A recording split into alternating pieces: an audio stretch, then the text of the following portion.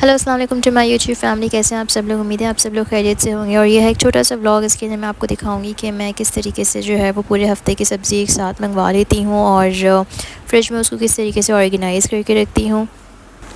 इसमें बेसिक सारी सब्ज़ी होती है, आलू, प्याज, टमाटर, लहसुन, अदरक, हरी मिर्च, हरा धनिया और पुदीना। बाकी जो स्पेसिफ़िक सब्ज़ी जो बनानी होती है वो भी वैसे मेरी कोशिश ये होती है कि मैं उसको वीकली ही मंगवा लूँ।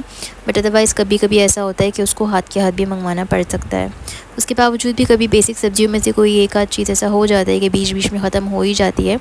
तो लेकिन मेरी कोशिश ये होती है कि मैं वीकली इसको जो है वो मंगवा के रखूँ पहले से।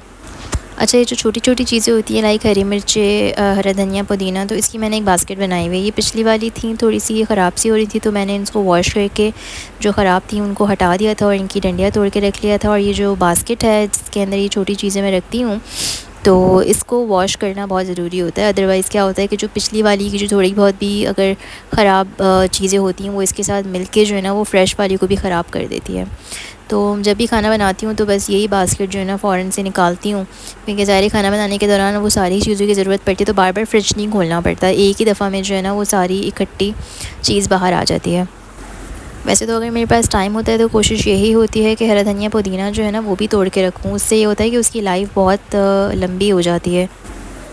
अच्छा, और जो आलू, प्याज, टमाटर होते हैं तो नीचे जो वेजिटेबल बॉक्स होता है तो मैं उसके अंदर इनको जो है ना वो डाल के रखती हूँ। ठीक है, एक तरफ प्याज कर देती हूँ, एक तरफ टमाटर कर देती हूँ, एक तरफ आलू कर देती हूँ, और इसके अलावा भी जो बड़ी बड़ी सब्ज़ी होती है तो उसको भी मैं वेजिटेबल बॉक्स के अंदर ही रखती हूँ। इस तरह ये होता है कि अगर जो चीज़ ख़त्म भी हो रही होती है ना तो वो मेरी नज़रों के सामने ही होता है, तो मुझे जो है वो स्पेसिफ़िकली जाकर जो है ना वो चेक नहीं करना पड़ता कि कौन सी चीज़ ख़त्म हो रही है। इस तरह ये होता है कि हर चीज़ मेरी नज़रों के सामने होती है तो कोई चीज़ मिस नहीं होती। अच्छा, काफ़ी सारे लोग जो है ना वो टमाटर का पेस्ट बनाकर भी रखते हैं, उसको फ्रीज़ करके रखते हैं सो दैट उनका जो कुकिंग टाइम है वो सेव हो जाए। मैंने अभी तक ये हैक वैसे ट्राई नहीं किया, बट ट्राई करने में कोई हर्ज नहीं है। कभी वो भी ट्राई करके देखेंगे और फिर आपके साथ उसके रिव्यूज़ शेयर करेंगे। और बस साथ साथ थोड़ी फ्रिज की क्लीनिंग भी हो जाती है इस तरीके से।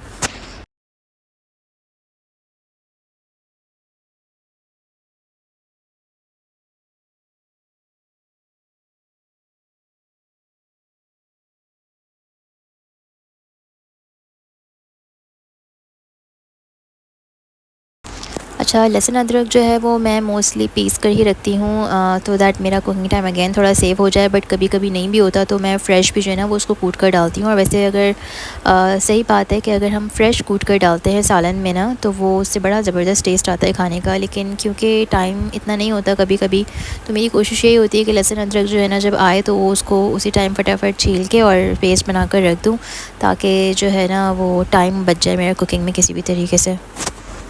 बहुत सारी चीज़ें ऐसी होती हैं जो आपको अलग से करनी पड़ती हैं, जैसे ये मैंने आपको बताया हरा धनिया, पुदीना, हरी मिर्चों को अलग से जो है वो आपने साफ़ करके रख दिया। अगर आपने लहसुन अदरक पीस के रखा हुआ है तो उसके लिए आपको अलग से एक टाइम निकालना तो पड़ता है। लेकिन जब आपके पास ये रेडीमेड चीज़ें ऑलरेडी रखी हुई होती हैं ना, तो जिस टाइम आप कुकिंग कर रहे होते हैं तो आप बिल्कुल ही आपका जहन सुलझा हुआ होता है, because everything is ready to go. आपने बस सिर्फ निकालनी है और डालनी है, आपने उसके अंदर अलग से टाइम नहीं लगाना।